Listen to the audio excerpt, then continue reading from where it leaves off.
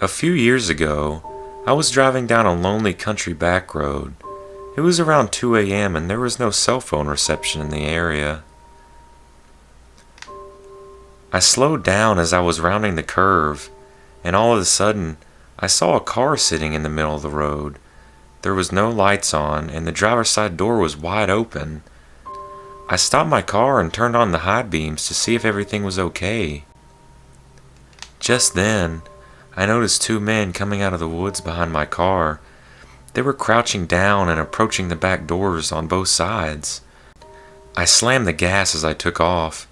I almost sideswiped the car they had left in the middle of the road. It was so dark that if they had come out of the woods a couple more feet behind my car, I probably would have never noticed them.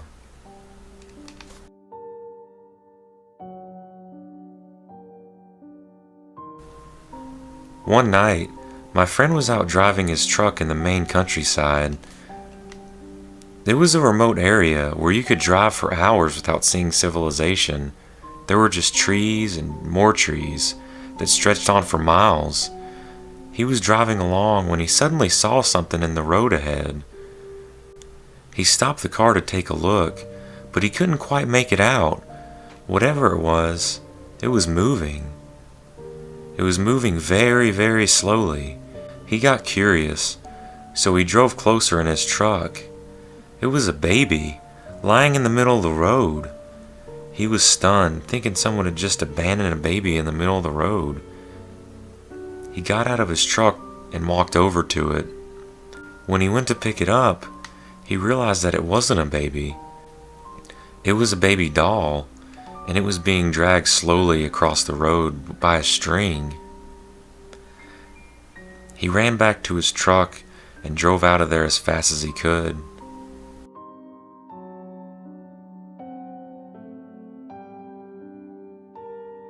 I was driving home after a long day at work when I saw a dark figure in the road up ahead. There were no houses around, no cars, nothing at all. As I got closer, I could tell it was a man in a black trench coat standing in the middle of the road. I slowed down because I was afraid I was going to hit him. Coming a little bit closer, I could see he was wearing a hockey mask. It looked exactly like the Jason Voorhees from Friday the 13th movies. The man jumped out in front of my car in an attempt to make me stop. It scared the hell out of me.